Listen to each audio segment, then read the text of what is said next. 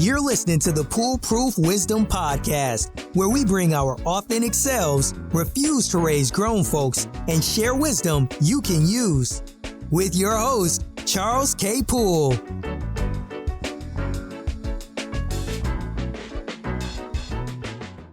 Good morning.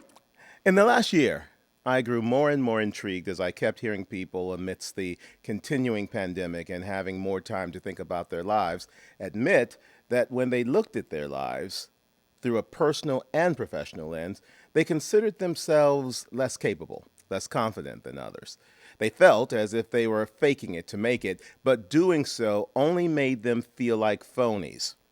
This behavior has been called Imposter Syndrome, an experience in which people have consistent feelings of inadequacy, fear that they will be found out to be a fraud, don't belong where they are, and find themselves where they are only through luck or coincidence, not because they are good enough to have earned what they have on their own. I was also interested in how this behavior could define anyone's experience, no matter what the lives they're living look like on the outside. Wildly successful people, celebrities, premier athletes, and everyday people like you and me are equally likely to experience this syndrome. Today, I want to explore this topic with two great guests. When we're done, I'm hoping to have provided context and consideration to the discussion that may help anyone dealing with imposter syndrome realize they are not alone, the causes behind the feelings of inadequacy that the syndrome causes, and the different types of imposter syndrome. Yes, there are more than one.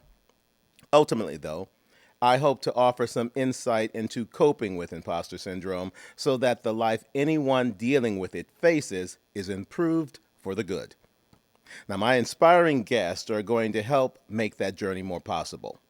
Ruth-Ann Clurman has served as a learning and organization development executive for healthcare company Ascension's Technology Company, Medical Group, and Senior Living Facilities.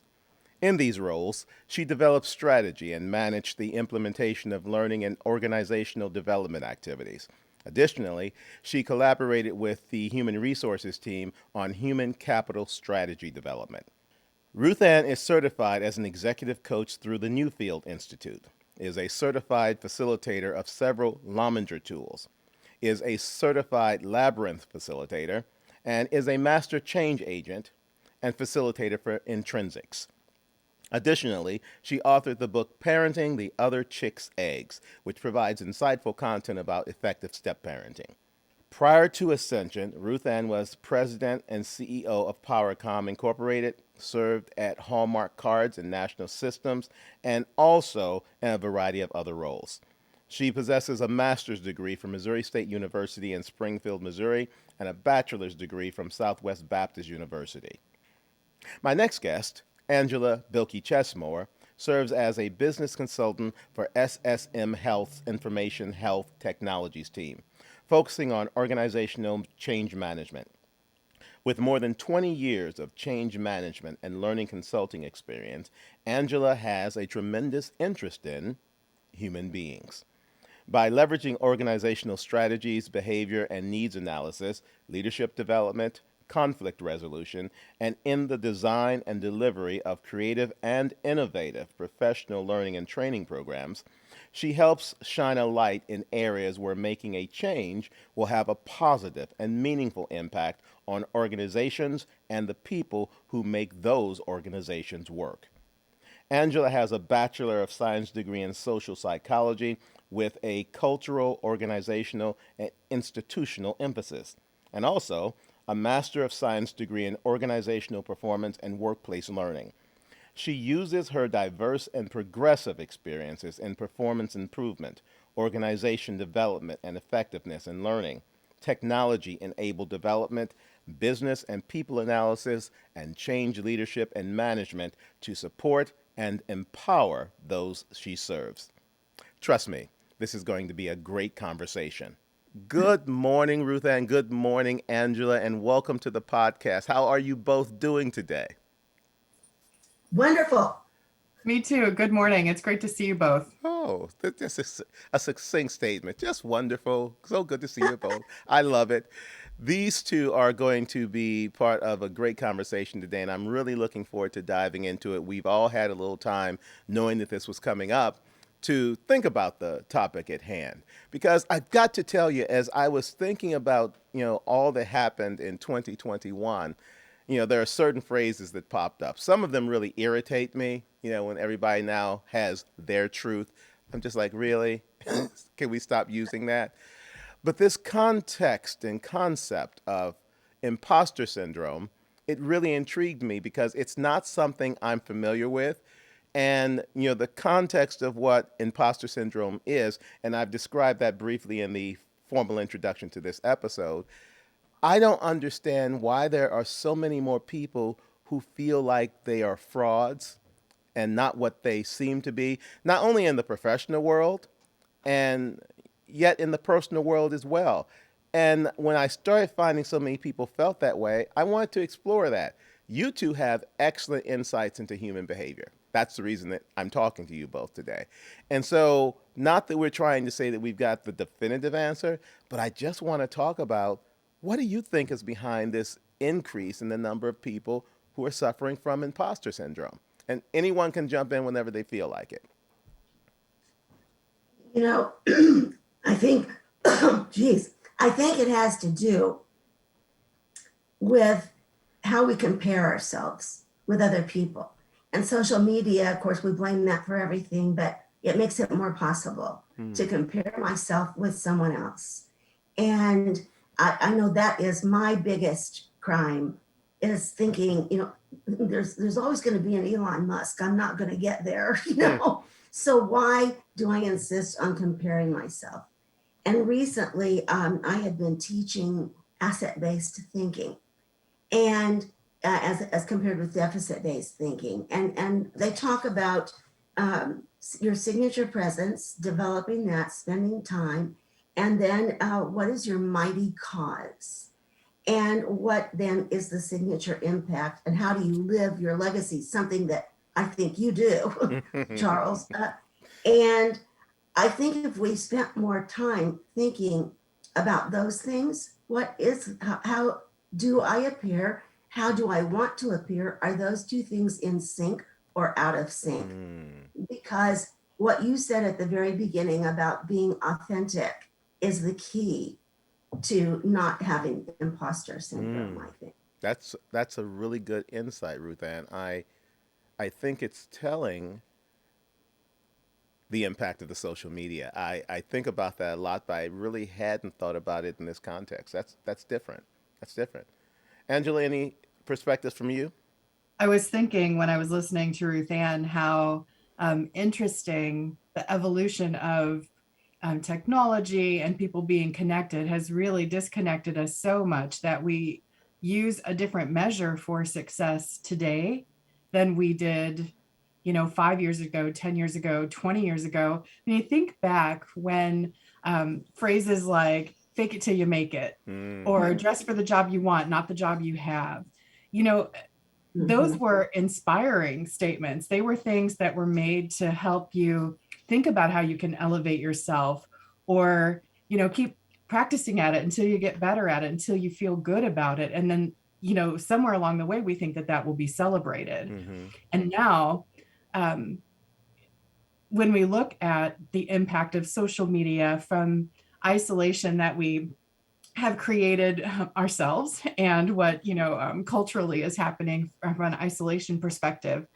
we now look at how many likes do I get, how many people agree with me in a meeting, how many smiles or head nods do I see when I'm in a virtual meeting or when I'm in an actual room with people.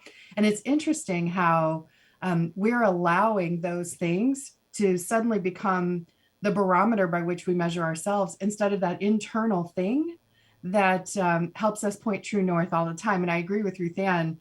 Charles, you definitely do that. But I would say that Ruth-Ann and I also try to be as authentic as we can. And, we choose those things that we are most passionate about, and that's what we move forwards to.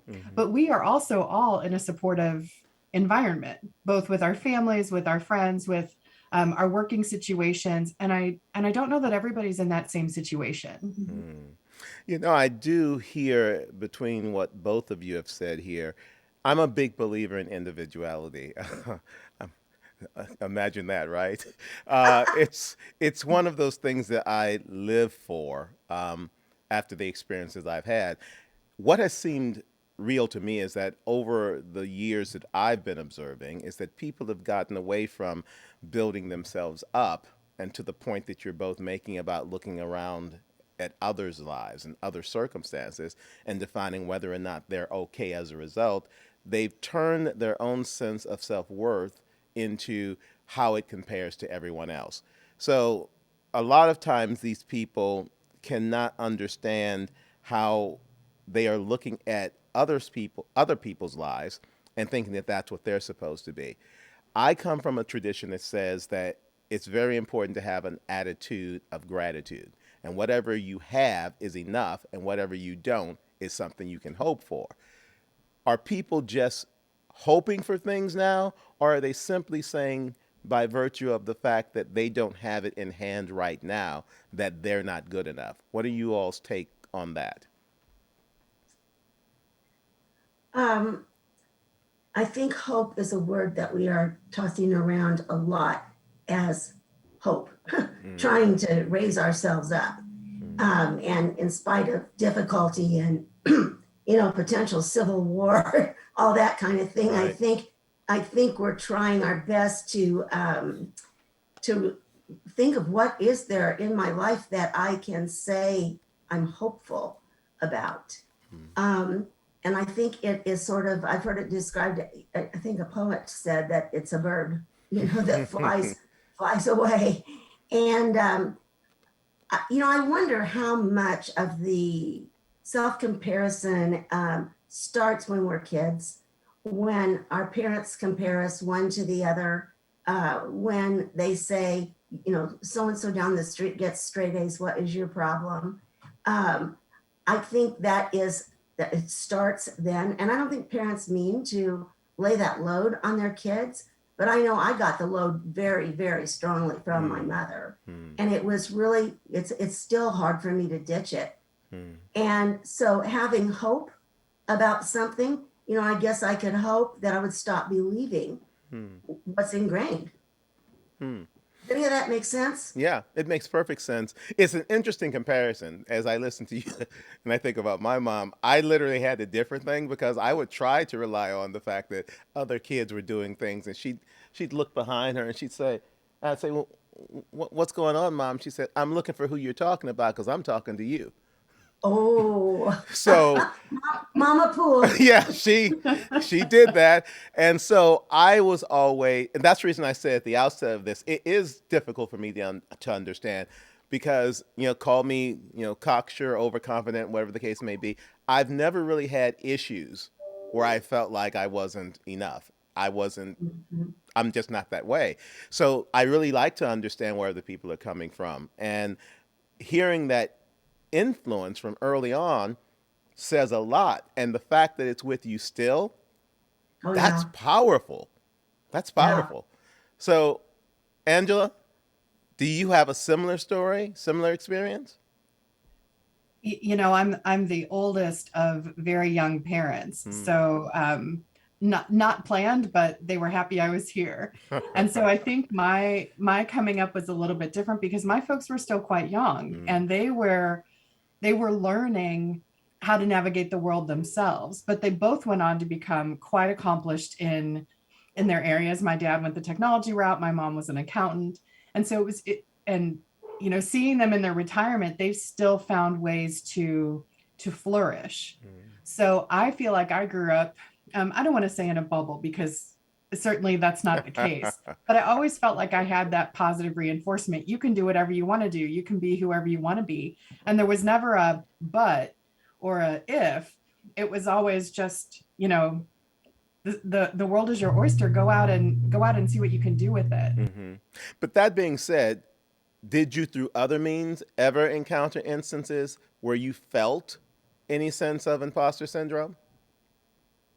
I think for me personally, I wouldn't have put that label on it. But now looking back and reading the research and looking at the studies and seeing where that terminology, I believe, was first introduced in the 70s, and it was around women. I don't think that I would have labeled it that way. But for me, what I found was where my sense of my internal barometer and my sense of obligation collided. So if I felt like I needed to stay in a certain situation, or I needed to continue to do something because of some other factor, maybe being the primary breadwinner in your family, or being the person who you carry the health insurance, or, you have a parent or someone else that you're caring for who needs your time and attention all of the time, it takes you from that hopeful position to that more fear-based position. So like I said, I don't think that I would have labeled it that way for myself personally, but I can certainly see where I stayed at a job too long, or I knew I didn't feel appreciated. I knew I wasn't accomplishing things. I knew that I wasn't bringing my best sense of self forward because of the environment I found myself in. So maybe I was, maybe I did have that moment in time where I felt like an imposter in my own circumstance or situation. But I do feel like it was largely driven more from the outside factors than from my internal self. I just stopped listening to my heart. And when I listened again, immediately all of that fell away. That might sound a little flowers and sunshine, but I really, for me, that's what that felt like. Well, that is you. You are flowers and sunshine, so that's not a bad thing. Okay, Ruth-Ann, that's the nicest thing I've heard. Well, it's true. I call it like I see it. Ruth-Ann, what about from your perspective, that point of view? I think that I had written down in notes, I thought something we might come upon is I think the imposter syndrome comes from looking out rather than looking in. And I think Angela just basically stated that really well. I also think, Charles, that it comes from extraordinary circumstances you don't expect to find yourself in. Right. I have been really blessed. When I wrote my book, I got to go to Los Angeles to Paramount Studios, and you find yourself in a room with celebrities, and you find yourself being picked up in a limo, and it's like, who is this person? This is not me. How did this happen? And I've always been a dreamer, a visionary person, and would put those things into the universe and say, I think this is something I might do. But then I got in my own way a lot too. And so when it actually happens, you're kind of like, whoa, I must be in a dream right this minute. I was listening to you. There are some characteristics I jotted down here to say that these are some common signs of imposter syndrome. And after I finish reading them, I'd like each of you to pick up on these things as they relate to what you've just shared. And some of these common signs, they say, include an inability to realistically assess your competence and skills. That's obvious. Attributing your success to external factors, which we've discussed. Berating your own performance. A fear that you won't live up to expectations. Overachievement. Self-doubt. Setting very challenging goals and feeling disappointed when you fall short. And then finally, which I think is the alpha and omega of all of this, sabotaging your own success. Talk to me about any of these that resonate with you. They all resonate with me. I don't think I necessarily sabotage my own success, at least not on purpose, but I'm very outspoken. And in certain corporate environments, that is not considered to be a gift. It is considered to be a reason to try to get you out the door. And so I think in that way, I may have sabotaged myself. As I look back on it now in retirement, there are some things I would do differently or state differently, but never believing in yourself, never believing that you are good enough, that if I talk to you, or if I talk to Angela, or if I talk to my husband, or my former students, they're going to tell me things about myself that I find hard to believe because you all see a different person than I see. I see a very inadequate, always making blunders and mistakes and not maybe even doing my best. And the workaholic piece comes into play there. And I think I've told you before, I got the hardest worker trophy my senior year in high school and college. So there's that overachievement piece. But I just see a very different person than others see. I see. I want to come back to you in a second. Angela, weigh in on these common signs. I want to hear your perspective as well. I was listening to the list going, check. Oh my God. Emotional intelligence is one of the items, though, that when you were first talking really came up for me. And I think that that's because not everybody is comfortable being introspective. Not everybody's comfortable looking at how they're contributing to their own experience. And that doesn't necessarily feel good. In the whole scheme of things, I would say that my emotional intelligence is probably pretty high. So I felt good there, but I definitely suffer from overachiever syndrome. I definitely want to do more, better. I remember Ruth-Ann saying once we had gotten a puppy several years ago and several since then, and I was teaching the puppy how to shake and then give the other one and the other one. And Ruth-Ann made a comment. She said, you never fail at anything, or you're always good at everything, or something along those lines. And I remember at the time thinking, wow, okay, I've got to keep on achieving, but in the best kind of way. For me, that was motivation. But I can certainly see how in my children and in other folks in my family, they don't necessarily hear those things in the exact same way. So it becomes more of a burden, and it makes it a little bit harder for you to feel like you can measure up. So then that self-sabotage happens. You get in your head. I can't do it. I won't be able to be successful. What if I fail? What happens? Do I have a safe space to fail? Where is my safety net? And that, to use some colorful language, that mental masturbation is really something that we could it just knocks our legs out from underneath us. And it's really, really hard to get back up after that happens. And then as an aside, Ruth-Ann, I see you as a brave trailblazer, because when we worked together in the past, you were never afraid to stand up and say, what if we look at it from this perspective? What if we do this instead? And I love you so much for that, because you set a path in front of me that made my path easier. And I don't think I would have had that without you. So if no one's told you that today, you are a brave trailblazer. That's To my own peril, I've been raised. Well, it's it's interesting to listen to both of you, because they're, kind of two sides of the same coin here, right? There's not being enough and then being too much, right? And thematically, each of those should be something that we individually choose and act on accordingly, but should not be informed by the opinions of others. That's my belief. And I think that we bonded, for instance, the Ruth-Ann you described, saying too much. I was like, I think that's what drew you and I together when we worked at the place, is because I don't give a flying fig. It's like, if you don't want to hear it, you've always got one particular choice. You can tell me to leave, and I will grab my bag and go home. But what I will not do is let anyone try to convince me that their perception of me is the reality of my own existence. And I think that that's the case there. And then on the other end, not being enough, I guess I just have always come up with a perspective in life that says, I will always be the person. There are better looking people. There are taller people. There are all kinds of people who can do all kinds of things. But no one will ever outwork me when it comes to doing whatever I commit to. And those distinctions, I think, as I listen to both of you, make me say, I don't know necessarily that either of you are too much or not enough.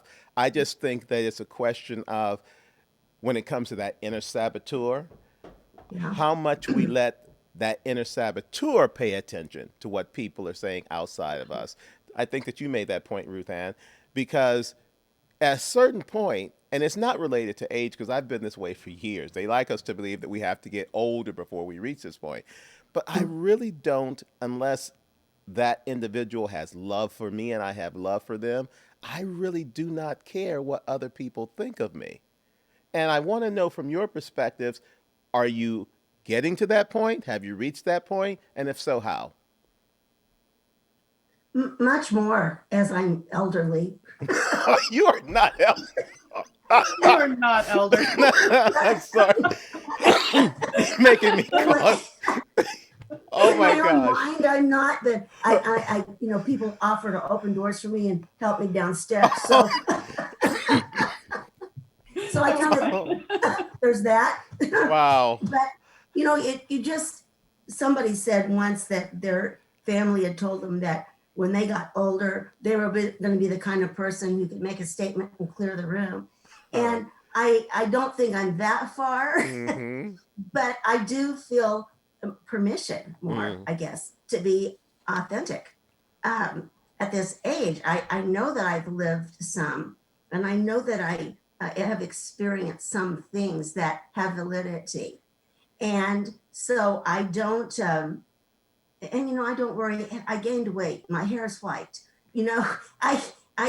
So Yeah. big deal. Right. Yeah. Okay. Angela? Do I care what people think? I do. I do care Wow. what people think. Okay. But I don't necessarily let it drive the decisions that I make or the choices. The I can't talk. See, I care so much that now I'm all tongue-tied. Well, hold up. Hold I 1 don't second. 1 second. necessarily- Question here. When you say you care what people think, is that everybody? You care what No. everybody thinks? So you do have some clarification there. Yes, I do. So I care what some people think. But even in those cases where I do care what someone thinks, I'm still going to make that choice that's the best one for me. And I feel like it's easier for me to do that now than maybe 10 years ago or 20 years ago, where I was more influenced by. Now, I wouldn't say that I fully went away from my internal barometer, but I would be influenced by, would that be an acceptable decision to make? Would people understand? Would I have to go against, the grain?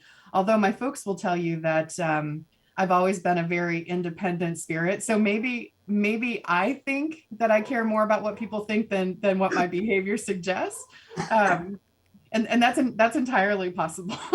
But yeah, so I think in some situations I do care, but that won't necessarily drive me. I'm much more comfortable now being in my own skin and letting things unfold before me as they do. And I'm also willing, though, to accept the responsibility of any actions that come out of that, which is another piece that we haven't talked about much, but it's the other side of those decisions.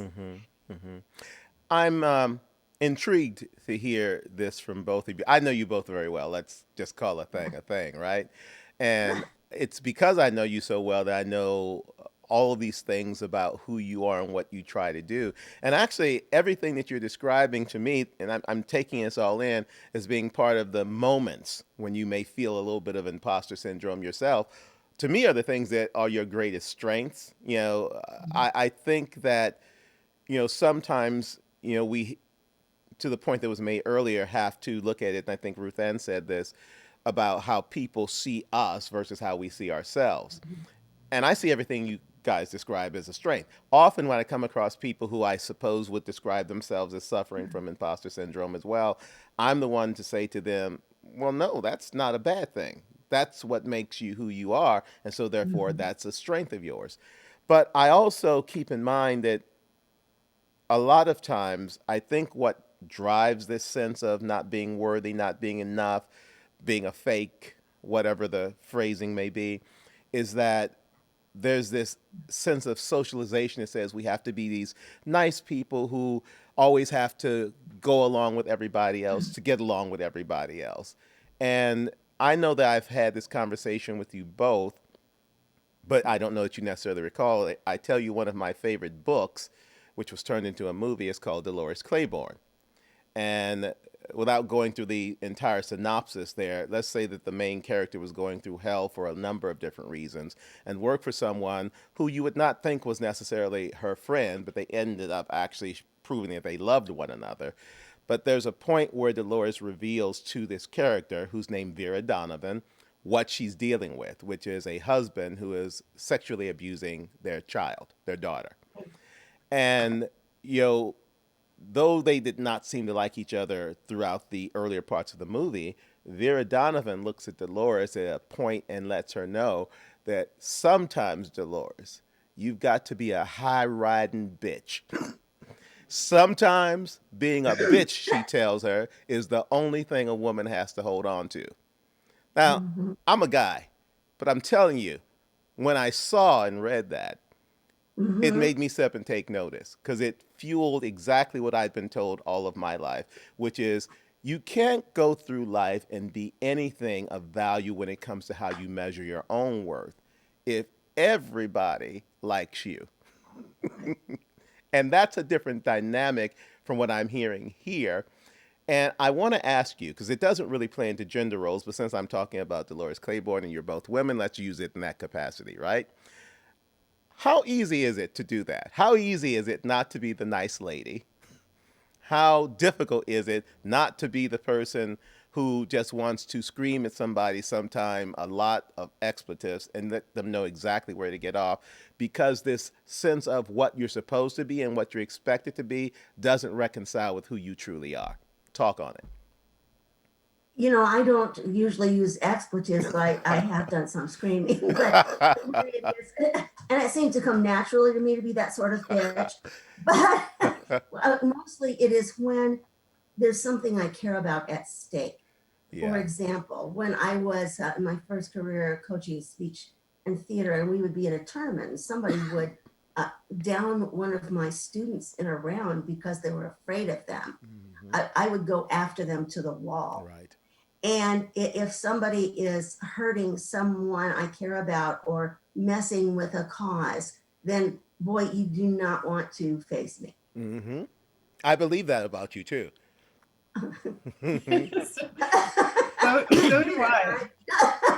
But I'm so glad that you use that as an example, Ruth-Ann, because I suffer from that same affliction. I will fiercely defend the people I love, the things that are important to me. And it's interesting to use the word bitch, because most of the time that's considered a derogatory term. It's not. But it's not. It's such an empowering thing to be able to stand up and defend a person or a cause, or you know, anything that's important to you. But it's really more difficult for us to turn that around and defend ourselves with that same fierceness. Right. And so we end up in this situation where it's okay for me to defend my children or to defend a friend, but maybe not as easy. So I love that you use that line, because we should have permission to stand up for ourselves and feel like we can do that. Now, I think that there's a way that you can do it where you can be direct and kind. Those two things are not mutually exclusive. I can tell you how I feel, and maybe I'll be a little more emotional, maybe not. It just depends. I think it's situational. But there's a way to do it where you can be heard, and then someone can say, wow, or are you kidding me? Right. So, you know, how they respond largely drives how we measure, was that a successful situation or not? So I'm really glad that you brought that up, Ruth-Ann, about how willing we are to do it for someone else and not necessarily for ourselves. And the analogy that you gave us, Charles, is a really good one to align to. Well, let me bring up two things here. First of all, these people that and I'm so glad that we're at this point. This is juicy for me because I love this kind of stuff. The reason that you can stand up so easily for those people that you've mentioned is, I'm going to assume, because you love them, you care about them. Is that fair for both of you? Yes. Yes? Yes. So here's the question I always posit to anyone. Isn't the first love that's essential to do that for everybody else residing within self? If you love people, if you love them and you stand up and you fight for them, and any senses of imposter syndrome wash away because of that, shouldn't that begin with self, because I come from a belief system that says you are of no use to anybody else in terms of loving them and caring for them until you are able to understand why you do that for yourself. What's your thought on that? Well, I think you're absolutely right. That should be. I think that it seems for me, and you're making me say something I don't think I've ever said before. It seems I don't have the right to do that for myself. That's powerful. We're going to get that on a different road right away now. And Yes. Well, that's really powerful, but it does go back to something that you said earlier, Ruth-Ann, how you come up and what sticks with you in the way that you're raised. And lots of times, I mean, I know that I had this too, even in school. Be nice, take care of others. And there's never an opportunity where, I shouldn't say never, but there's rarely an opportunity where you're taught until the first time you get on an airplane and they tell you to put your oxygen mask on so that you can breathe while you help someone else. If you think about it in your life, where else do you get actual instructions that say take care of yourself first? I mean, sure, there are self-help books and there are movies and there are therapists and there are people that we can go to, but in all of those cases, we're having to seek it out because we think something's wrong if we want to take care of ourselves, and we almost feel guilty about that. And I think a component of that is just woven into the fabric of who you are as you're growing up, and it gets reinforced over time, over and over and over again. So if someone tells me to put on my oxygen mask, I'm still going to take care of my kid before I take care of me, even though I know if I'm passed out, no one's going to take care of my kid. Wow, really? Oh my gosh, that's fascinating. I am sitting here and I'm like, okay, we're gonna have to work on you two. I know. Well, you asked for authentic. Yeah, so. I mean, I want it to be that, but I want you to know this as well. I mean, when you're talking about these things, I think that so much of it grows out of a need to feel complete, right? And if our sense of completeness emerges out of external forces, other people, circumstances, and whatever, we always, that's the reason, I'm obviously a gladly, thrillingly single person because I just love it and I wouldn't change it for the world of me. Other people look and build strong relationships and I applaud that. But I still think that, like when you hear people in these romantic notional movies and, you complete me, and I'm looking around like, what the hell is that? Like, if you come into a person incomplete in the first place, then that means you're not bringing them your whole best self. And that's not a criticism, but it's just an opportunity, I think. I spend a lot of time in the theater of the mind, as I like to call it. This, podcast, the books I've written, all of it has been about self-examination. So when someone walks up and says, you're too loud, you are opinionated, you're judgmental, I'm like, yeah, and? Tell me something I don't know. Anyone who is in relationship with me as a friend or whatever the nature of the relationship is, colleagues, whatever, I always bring all of that. I don't apologize for it because that's on each individual with whom we are engaging to determine whether or not they're comfortable with it. But I do think that we have got to learn to be 100% comfortable with who we are, our perfect imperfections, to be complete. And when it comes to imposter syndrome in particular, I think the world shines a light on people and tries to make them believe that they're not enough. I'm going back to the social media conversation earlier where people are looking out there and, everybody is on a private jet. They've got the biggest houses. They go to the most fabulous parties. They've got the most, the longest list of, celebrity friends, and they're doing things that everybody aspires to. Well, you know what? Quite honestly, I'm an introvert. I don't want to do all that. So y'all go right ahead if it makes you happy. But I also know that not everybody's living like that. It's only a reflection of what they aspire to in many instances. So when you're looking at this from the perspective of two people who are greatly accomplished, who even with our own moments of self-doubt, because we all have them. I have them, but they don't last very long, as you might imagine. But what is it that will propel you to the point where you finally get to the realization that in your perfect imperfection, you're 100, you're good? Is there anything that you can think of right now, or is it still part of the process that you're learning? Jump in. I'd say both of the things you just suggested.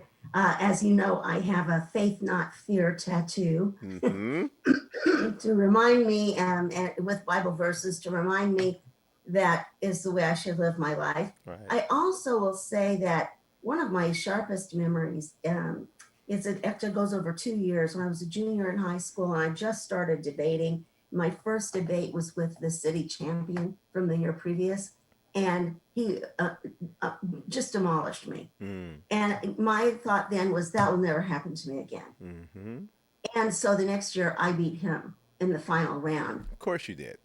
And that will drive me and push me to say that was humiliating. I don't deserve that. I'm coming back. And so for me, I've always been competitive. And for me, having something I need to get to, a goal that I know I'm going to have to be a certain way, have a certain mindset to get to, that drives me. Also, if I have a certain person relationship that I need to repair, or I need to bridge, between a couple of people or among three, those kinds of things propel me to try to be my best self. Right. Angela, before you chime in, Ruth-Ann, I'm going to say this to you, where we both used to work. I remember when I initially started and we'd be in meetings and everything, and I could always see you at that point in a struggle when you had enough to decide whether you were going to say it or just let it drop. And earlier on, you would just let it drop. But I am so proud to say that later on, I could always tell. I was like, she's about to let it go. And you would just, without concerns for what people thought or what, how they were going to react to it, because you knew it was the right thing to do and you knew that it was an informed point of view.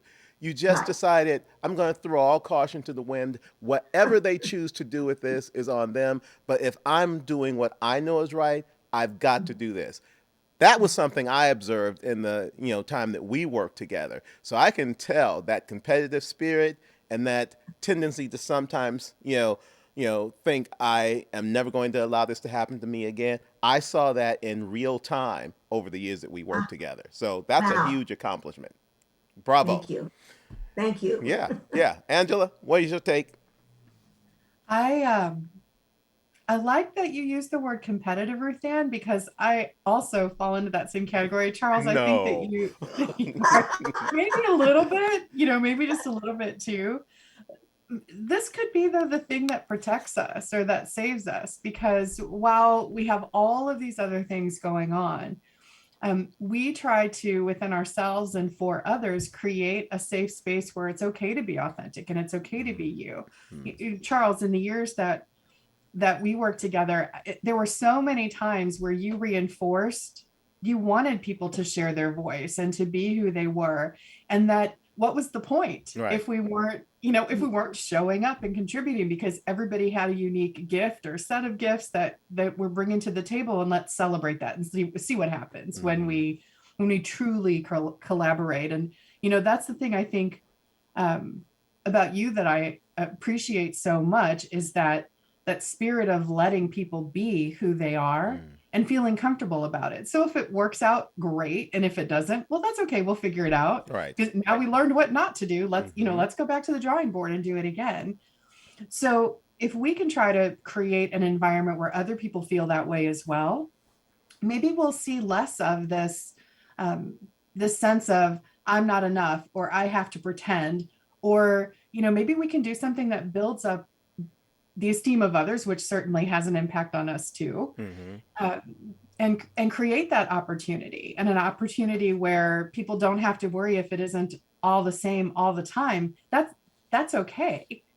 I don't want to be exactly like everybody else. It doesn't bother me to be different. I guess it's okay to be flowers and sunshine sometimes, but don't underestimate what is behind, a kindness or a calmness, because there's certainly that competitive spirit and nature in me. And I know that it's in the two of you and several, folks that we've had a chance to encounter over the years. And hopefully we bring that to everybody every day. Right, right.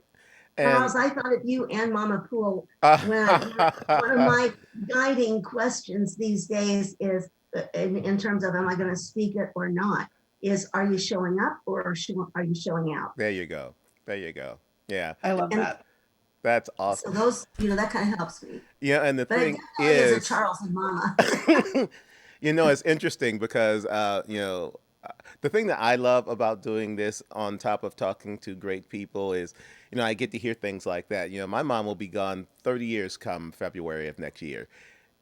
But 30 years later, she is still the thing, right? Mm-hmm. And Right. people who have never met her speak her name and, share her wisdom and, live into it. And that's a good thing. So that's joyful for me. And Yes. in instances like this, when I come across people like you two, it is so wonderful to sit back, not that you all necessarily knew that I was observing, and to watch who you become versus who you began as. I kind of tell people I've been the same Charles K. Poole since I was about 10 years old, literally.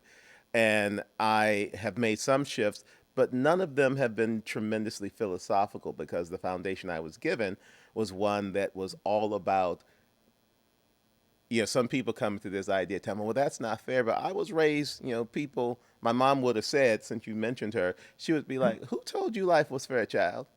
Right. Who gave you that expectation? Because whoever that was a damned fool. Let me tell you what life is. And those hard lessons, those, firm teachings got me to the point where if I were to say I had a life philosophy, it would be I expect nothing, but I anticipate everything. And that's kind of how I live my life. So when things happen, I'm like, oh, eventually it's going to happen. Might as well deal with it. Now, how do we move on? So I was going in my notes here. They were talking about, and Ruth-Ann, I thought about this when you were talking about your experience earlier. They were talking about causes of imposter syndrome. Family upbringing is number one. Wow. Okay. Personality is a huge one. It says, certain personality traits are going to have influences, such as low self-efficacy and a sense of perfectionism, neuroticism. I don't know a lot of neurotic people, but okay. And then social anxiety, because social anxiety, as it comes in the context of this, there's an overlap, they said, because people may feel as if they don't belong in social or performance situations. So you're sitting in an office.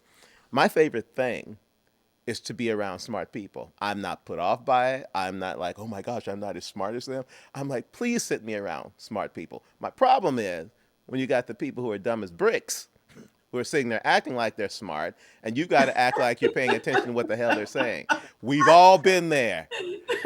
I have rolled my eyes in meetings throughout 30 plus years of a career so many times because I listen to somebody go on and on, and I'm just like, oh my God, please make them stop. So that goes into it as well. But there's also, beyond these various causes, I'm getting my notes here, and this kind of dovetails into where I want to go next. They're talking about the fact that there are types of imposter syndrome. A lot of people think imposter syndrome is one thing, but there's the perfectionist, for instance. I think that we all know that person. There's the superhero, and that these people feel inadequate but feel compelled to push themselves to work as hard as possible. Somebody on the screen just said something about that, didn't they, Angela? I don't know what you're talking about, Charles. There's the expert, and that these people always are trying to learn more and are never satisfied with their level of understanding. Even though they are often very highly skilled, they underrate their own expertise. Wonder who that could be about. I see you raising your hand, Ruth-Ann. The next is the natural genius. These folks set excessively lofty goals for themselves and then feel crushed when they don't reach them. I don't think either of you fall into that category. But then there's the soloist. These people tend to be very individualistic and prefer to work alone. Now, I'm going to claim that right away. Self-worth often stems from their productivity, so they often reject offers of assistance. I did that for years. I'll do it myself. Just leave me alone. Give me my space. I'll be fine. They tend to see asking for help as a sign of weakness or incompetence.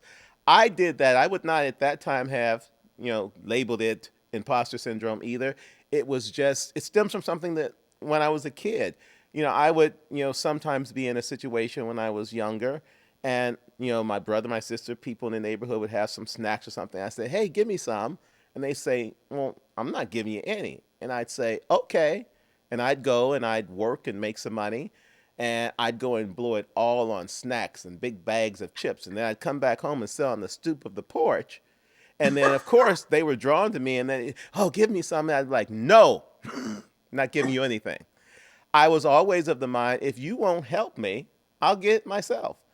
That over the years translated into, I just kind of rolled that way anyway. So probably for the first 30 years of my life, that's how I lived. I was like, I'd rather just do it myself. So there are all kinds of syndrome-driven activities here. We can't judge one as being better or worse, but I say that only to say because even though I didn't understand this topic when we went into it, what I do know is that in one way or another, we can all be affected by it. And the question is, once you understand that you're affected by it, what do you do about it? And those are the things where we've got to do a lot of self-examination. It's, one of my notes here says, to get past imposter syndrome, you need to start asking yourself hard questions. That's the stuff we don't like. And I'll throw out a couple here, and then I just want to get you all's take on questions that you think need to be asked, and then answers you hope to seek out once you ask those questions. So some of the basic ones here are, what core beliefs do I hold about myself? Second, do I believe I'm worthy of love as I am? Third, must I be perfect for others to approve of me? 3 core questions. What are your reactions to those, and any insights on others that are essential to ask ourselves as well? I think those are really good ones to ponder. And I think I really only got caught out by one of them, which was, what does it take for people to love me? And so my problem right now is trying to lose weight, and can people love me, as Angela would put it, fluffy? Or am I just in my own way with that? Do I need to just go lose 30 pounds and get this off my mind? And so I think when you ask those questions, Charles, it is, do I care enough to make it change? Or am I okay with how it is? Right. That's a very important question. People don't like the answer sometimes. And, before we get to Angela, I want to remark on that. I've struggled with weight. I'm fat now. And it's like I had lost 60 pounds and then stuff happened. I gained back 40 of them. And, the only reason that I focus on weight is because of the health issues. I'm here longer than I expected to be already. So I just worry about it from the health standpoint. But, let's go ahead and throw in another Clara Louise Poole thing. I remember that when my mom would encounter someone who would ask her about something, a choice she made or an outfit she'd worn or, fingernail polish she's chosen, she'd kind of look at them and she'd raise her eyebrow and she said, nobody ever asked me for fingernail polish, child. What difference does it make? Right? Or, if they said that she gained weight, she'd be like, this ain't fat. This is a playground. Most people know that. What's wrong with you? Right? So her retorts were always about the fact that I'm not interested in that from outside. She was very certain in herself about what she felt. As people who have gained weight, lost weight, and you said, can people love you? I think that the proof is in the pudding right now for you, because they're still there, aren't they? They haven't gone anywhere. Good one. Right. They didn't walk in and say, "Ooh, Lord, child, what happened to you?" Right? They love you, and that's enough. I think that that's that inner saboteur again, to your point. It's like we see ourselves as being competitive, but we're most competitive with ourselves. Yes, absolutely. Right? And we know we can be better. And that's what irritates us, because I often will say to people, and I would almost hear these words coming out of your mouth as well, I have succeeded at everything I've tried. Okay? Even when that means it didn't turn out like I wanted to, because I tried it. That's a success. So I always expect that I'm going to achieve whatever I set my mind to. But this weight, the lifelong battle with it, I'm like, you have got to be kidding me. But one thing that resonates with me, that comes from, I still consider her my, ulterior, let me say it. I can't say it. Ultimate guru is Miss Oprah. And she used to always tell people in her own journey with weight issues, she says, "Child, I'm a billionaire. If there was an easy way to lose weight, don't you think I would have bought it by now?" And that's how I feel. So we do better, we make efforts, and we succeed where we can. But who we are is not defined by this physical shell. It's the spirit and the history and the experience of you that people have love for. So I can tell you that, not that you're looking for any type of therapy session here, but I think it's important to hit on that, because in all of us, whatever those things are that make us doubt ourselves, are usually driven by what's going on inside us. Interestingly, based on what we think the outside world expects of us. It's not necessarily the outside world all the time. So just, keep that in mind. And you know me, because I'll call a thing. Part of, my friendship with people is that you have to take 100% that I'm going to tell you exactly what I think. And there's an old line from the movie Mame that said, "Who but a bosom buddy will tell you the awful truth?" If you look like a hot mess, I'd be on the phone saying, "What is going on with you?" This is true. And from where I'm sitting, like I say, you came on here, you got the short and sassy haircut, and you got all this stuff going. And I'm like, look at Miss Ruth-Ann. She looked like she's going out dating.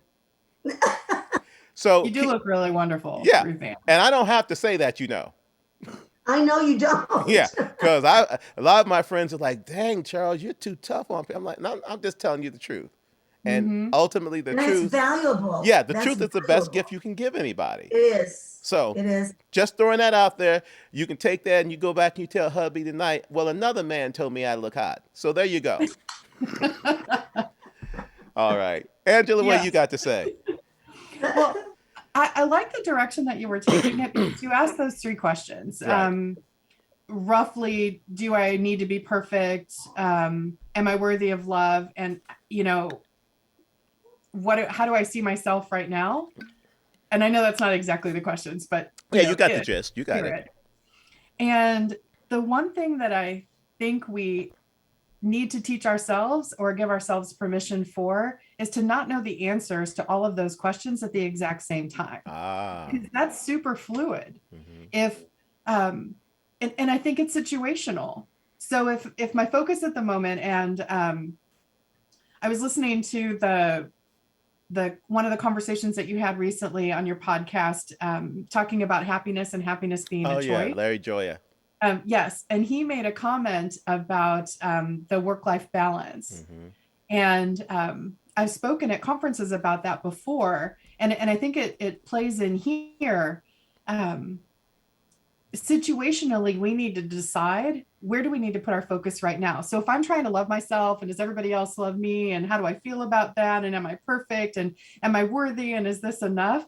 Wow, the weight of that is extraordinary. But situationally, if I say, at the moment, my biggest focus is a project or go live that I have at work, or the health of a parent, or something that's going on with a sibling, or one of my friends needs some support. If we take away that view of having a scale and having everything be balanced, and it's not perfect, and things aren't okay if I'm not balanced, and instead decide where our boundary is at the moment. So at the moment, I'm going to focus on, do I need to be perfect? 80% enough for right now.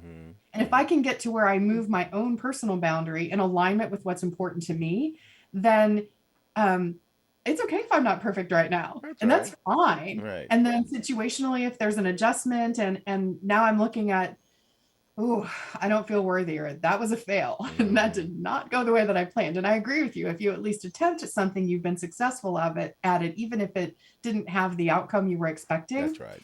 But even in those things, even in that wisdom, that doesn't mean that there isn't a component of, dang it, I really would have liked it if that had been a little bit different, if it had turned out a little bit differently. Yeah. So in that pursuit of, or for perfection and self-understanding and tolerance of others and being okay with not getting 50 likes on a picture or whatever, looking at it as, where do I need that boundary to be right now? And what things can I control right now? Right. And am I okay with that? And that very simple question opens up all of those other doors, because we're giving ourselves permission to not have the answers to all of those questions all of the time in every situation, because most of the time we can't control any of that. But if we react to it and we're constantly reacting to it, we're simply a ball inside a pinball game that's just getting bounced around. And there's no way for us to manage where our boundaries are, how we feel about it. We don't put our mask on. And I don't mean the COVID mask. I'm talking about the exactly. I know. It's an interesting thing to just take a deep breath and say, which thing am I going to look at right now? Because there's no way I could possibly do all of them at once. We might think we were, or we should. The Ajalee commercials. Yeah. I can bring home the bacon, fry it up in a pan, and never let you forget you're a man. That's a lot of responsibility when I've got a bunch of other things going on. So somewhere along the way, it's okay to just take a breath. Yeah. Yeah. And speaking of taking a breath, if we get ready to wrap up here,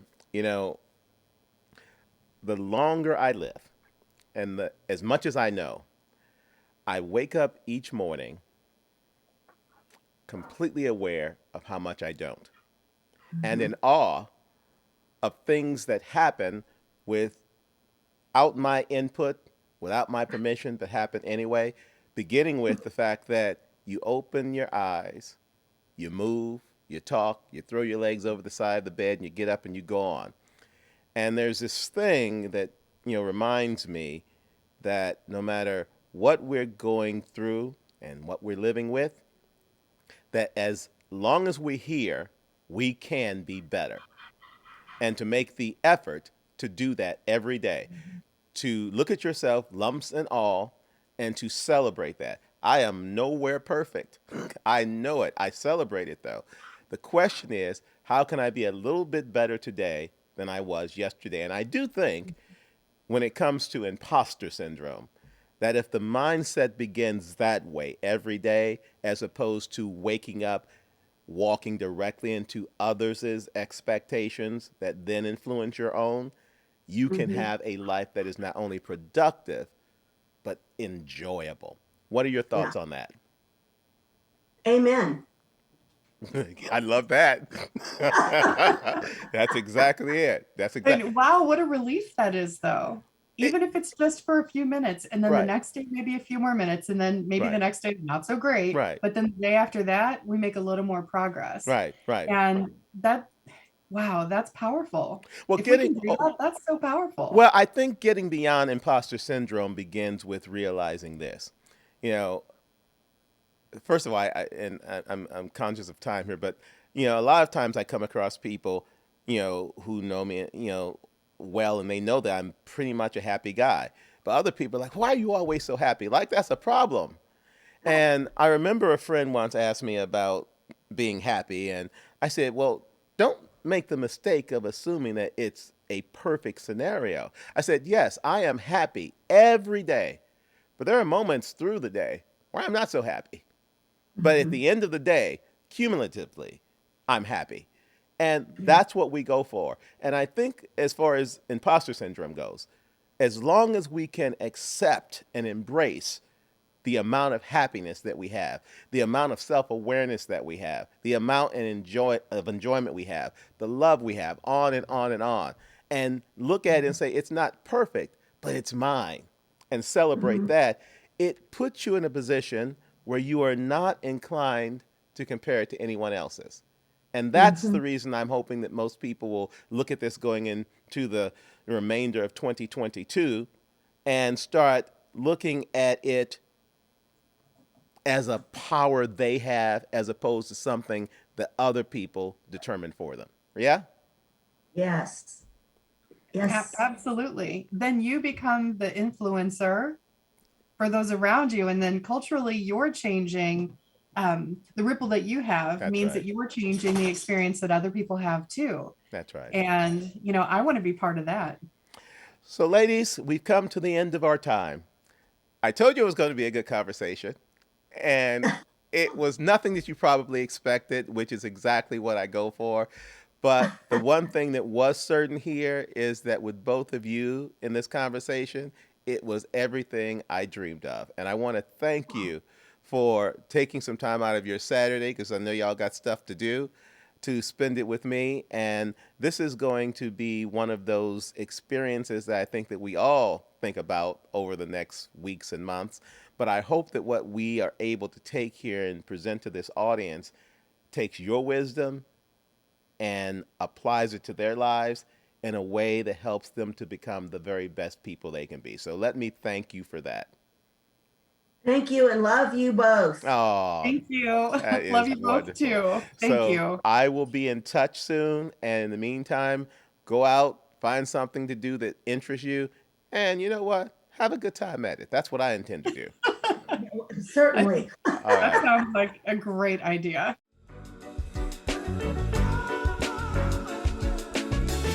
Thanks for joining us on this episode of the PooleProof Wisdom Podcast. We always enjoy the company. Be sure to listen, like, subscribe, and share using Google and Apple Podcasts, Audible, Spotify, Anchor, Overcast, YouTube, or via RSS, so you'll never miss a show. While you're at it, if you found value in this episode, we'd appreciate it very much if you simply tell a friend about the podcast too. Spread the word. Until next time, keep on living.